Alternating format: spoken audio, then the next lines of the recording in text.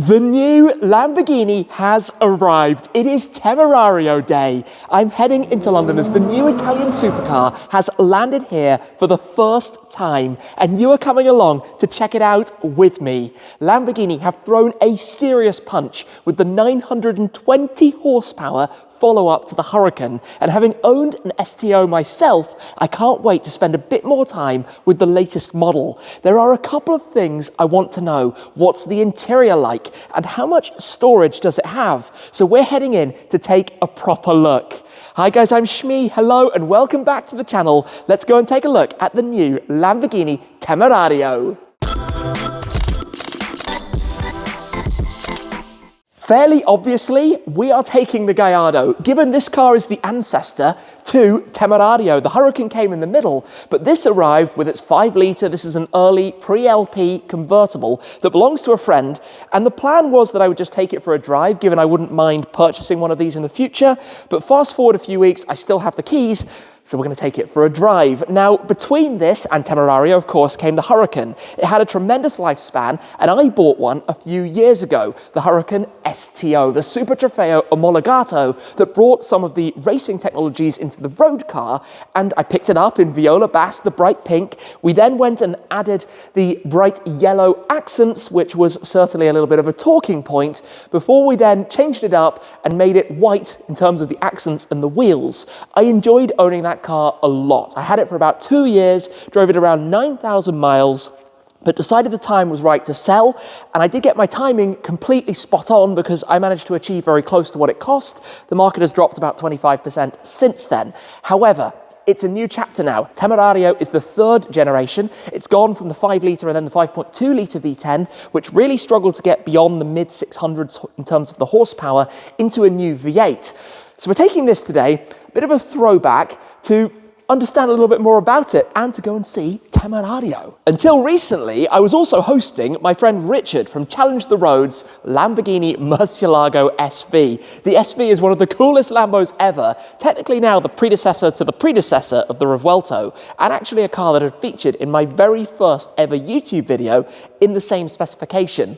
Of course, that has now departed. It went for a service and then back to his new garage and collection space. So alas, no longer with us, but it does bode the question of what should be the next Lamborghini to come and join the collection. Given this car is the current only non-family visitor at the garage, it is of course plugged in to a charger, although quickly, spot what's back. Yes, lurking over there. Anyway, we obviously have the CTEC CS1 smart chargers for the cars. I don't know how long this is going to be here, but it's important with something like this to make sure that the battery is good to go, especially as these cars get a little bit older.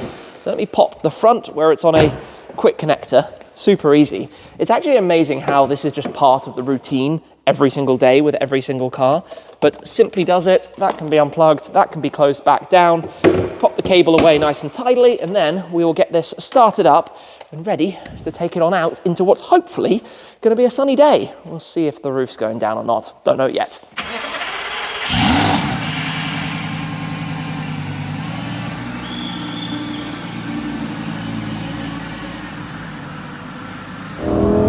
The big thing that we need to talk about, right?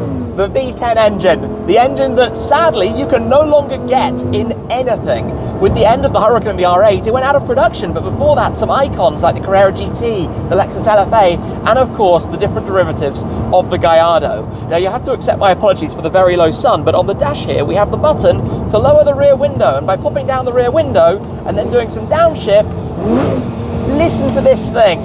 Listen to this. The Temerario has done away with a 10-cylinder in favour of the new V8, and obviously downsizing and all of this is a conversation that we have done to death, I'm going to say. But in here, is it right? Is it right that it's gone? That downshift, just absolute madness. I mean, come on, isn't that what a Lamborghini's supposed to be? I'm going to be the first to admit that the gearbox, the E-gear, you could have had this with a manual back at the time, but the E-gear, the automated single clutch, was the latest technology, so it's just kind of what people went with. The Huracan updated that, thankfully, to the dual clutch, the 7-speed DCT, big step forwards. Temerario now has the new 8-speed. Obviously, Aventador going to Revuelto also went to the new 8-speed gearbox. These are the things that technology has brought about. But another thing that has changed fairly significantly is the space inside. Now, I'm not particularly tall, but this is tiny in here. The Huracan isn't much better. Temerario is a big step forwards, and that's why I'm looking forward to sitting in it later. I didn't get to do so at Quail. I'm finding a little bit more about the luggage capacity. As you saw earlier, this has nothing. Huracan didn't really have nothing, and there's no space behind us or anything like that. So big changes moving forwards, and that's why we're going to go and see it in sport mode. Tunnel. That's what it's about. Even though it's four-wheel drive, it is still a little bit wet out there. Oh. There's something very cool about a car like this, even though it's a little bit older, right? But it's very familiar to me because there are so many similarities with my R8. This is a 2006. I had a 2010 R8 V10 Spyder. I loved that car. It was one of my first proper supercars, high-end sports cars. Obviously Audi owning Lamborghini, they use the technology, they use the engine. A lot of the switchgear in here and the electronics comes from the Volkswagen group and from the Audi side of things. But it was a big early road trip car for me, exploring adventures, journeys, feeling freedom. So it was a natural progression to then go into the Lambo, to buy the Huracan when I did. And one day, and I make no secret of this, I'd love to have a Gallardo. I'd love to pick one of these up for the collection. But Temerario, of course, piques the interest. It's exactly in my element, usable supercar. I like doing road trips, so I want it to have a little bit more practicality than before, and I hope it can be. But we're going to go and find out about all of this. So let's beeline straight in towards the venue, into town, and go check it out. We have arrived, and it turns out you can't hide who you are. Now, the location we're visiting is actually here in London, at the original Sunbeam Talbot factory, where they were building cars in the 30s, 40s, and 50s. But let's head straight on in and go find the new one. As venues for launch events go, it is quite special to have some motoring history.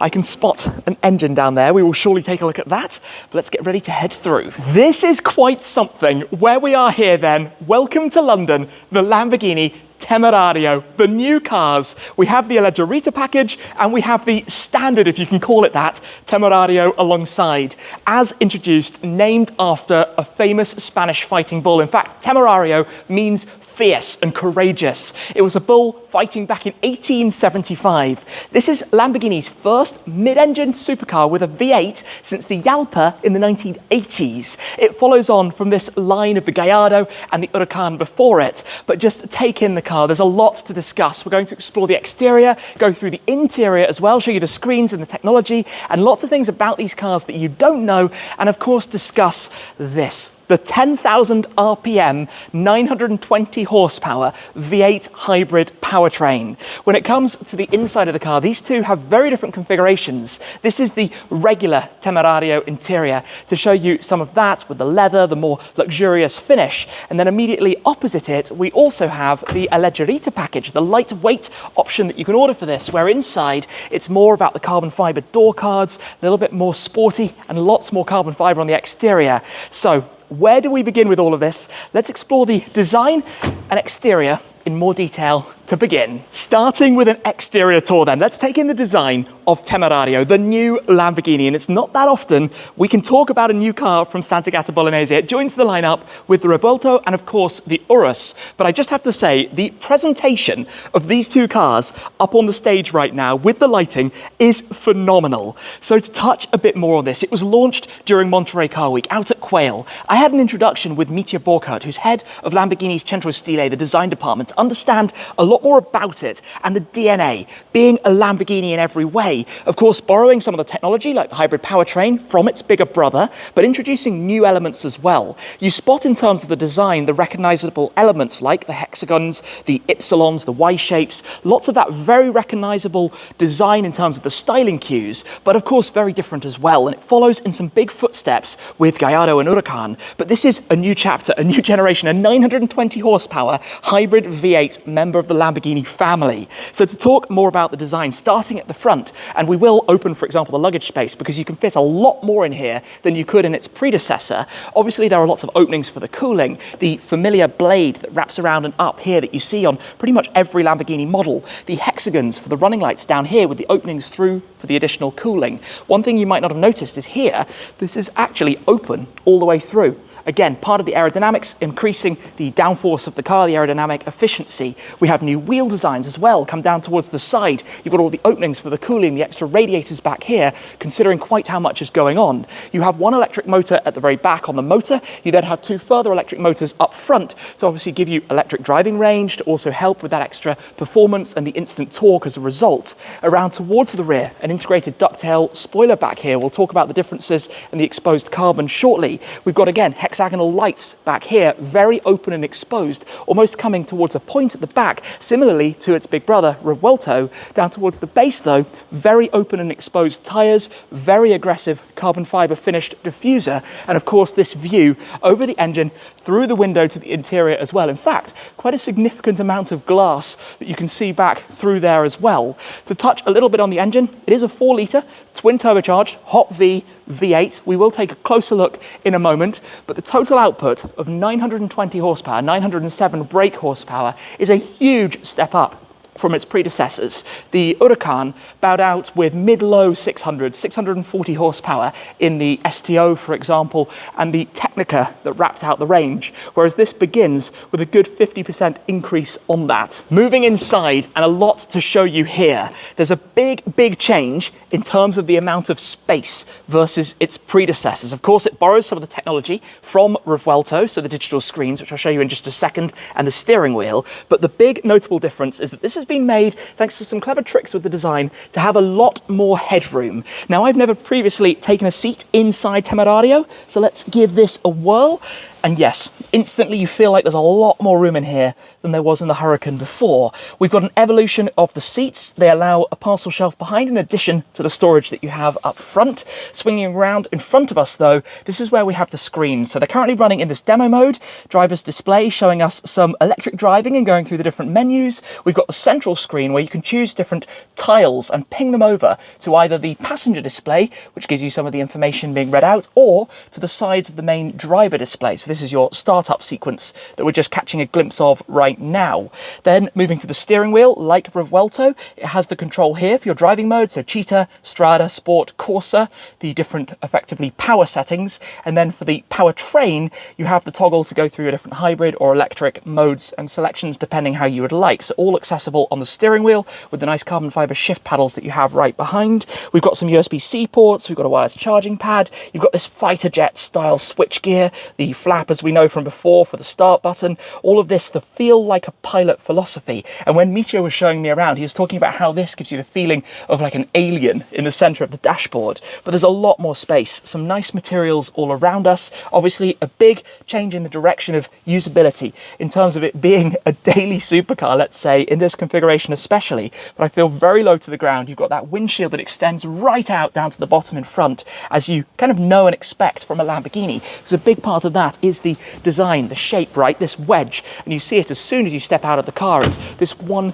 curve, this one shape that goes over the top of it all the way from front to back. It might seem like a simple thing, but I want to talk for a moment about the luggage space, because in a mid-engined car, you're pretty restricted on where you can put things. And to enjoy a car like this the most, you want to go on a road trip, you want to go exploring, take it away for a long weekend. And I can tell you from my own experience of owning the Huracan STO, which we did take for a 10-day road trip, it was a bit of a squeeze to be able to get things in, very much a case of packing incredibly light. So in addition to the two luggage bags here and the amount of things that you could maybe squeeze in your footwell, the big change for Temerario is the extra space that you have up front. So to come and show you this and pop that open, whereas before you could basically fit in one, let's say, small case, you can now, with the new design, fit two trolley bags, and that makes a huge difference to the usability of the car. A big part of that is the change from the old four-wheel drive system and the architecture of that to the electric motors up front, which are very small and quite neatly packaged. Only 15.5 kilos a motor as well when they tuck away on the front axle,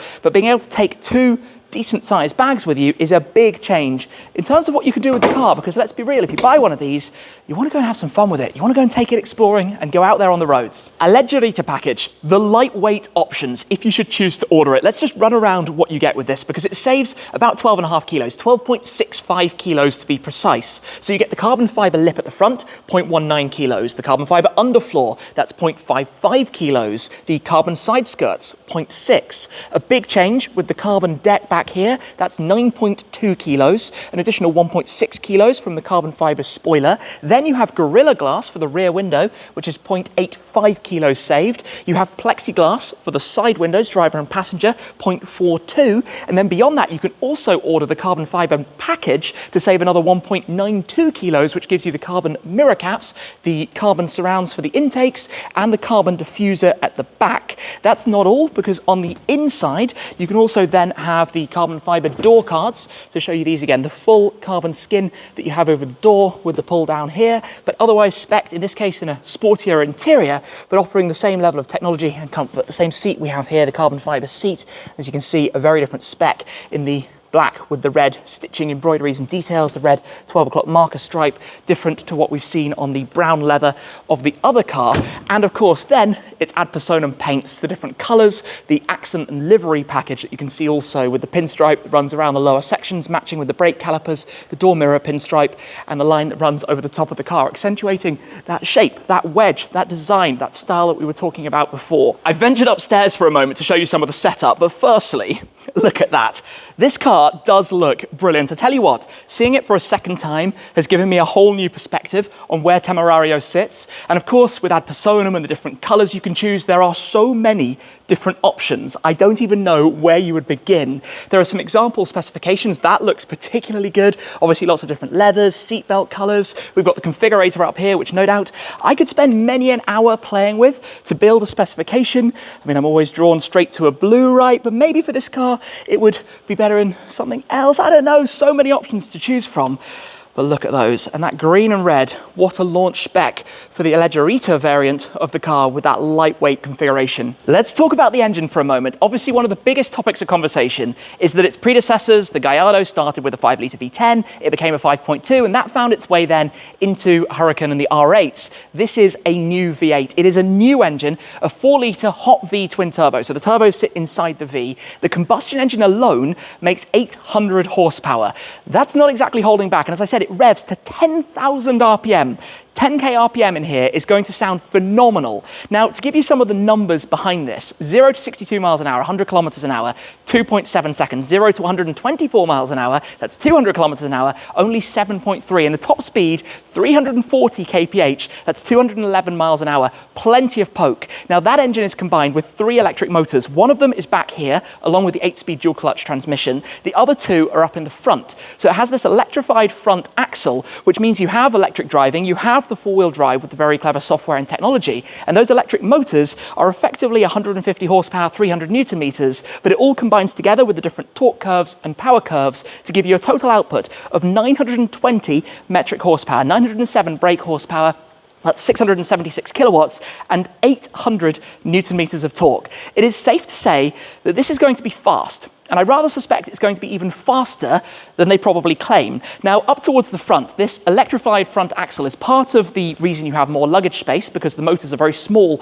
and very tightly packaged. In fact, the whole electrified front axle only weighs a little over 70 kilos, so it isn't actually a massively substantial thing if you think about it, but on the other side, that combined with the 3.8 kilowatt hour battery pack that you have gives you this instant power. It gives you that performance benefit as opposed to being purely about the economic side of it, which is obviously a very nice plus and positive impact that comes with that. Now, you also have with the Alleggerita package the option to order these extra carbon packs and a carbon fiber wheel. So if you order that down the line, the total weight saving is about 25 kilos. Once you've added all of those different things back in, obviously carbon fiber wheels, unsprung mass, big weight saving, but you just never want to damage them because they're really expensive. I can tell you that from experience, so you don't want to go there. But combine all of this together with the different driving modes, and the whole idea behind it is that it's super simple, very natural, very easy to understand when you're driving. From experience of Revuelto, there is a little bit of learning. If you come back in and take a look here, the steering wheel, I'm not going to lie, does have a lot of different buttons and controls. So you do need to understand what each of these different toggles do, but that's half the fun. It gives you this, I'm going to say almost gamified style of experience of learning it and understanding it as you go. And I can't wait to get behind the wheel of this, to have a go, and of course to hear what 10,000 RPM from that V8 actually sounds like. I expect at the lower end of the rev range, it will probably have limitations, sound regulations, but once you get it screaming, it's no doubt going to sound absolutely breathtaking. In fact, you have max power from 9,000 to 9,000 750 RPM, so right up towards the top. You're going to want to rev it out. You're going to want to absolutely let this scream. Imagine on a racetrack or a beautiful mountain road in Temerario. Can't wait to try that. Well, that's it for today. Super exciting to see the Temerario here in the UK. If you like cars like this, make sure to check out the video right over there. And of course, be subscribed for plenty more with Temerario down the line. That's it for now. Thanks for watching, and I'll see you soon. Cheers.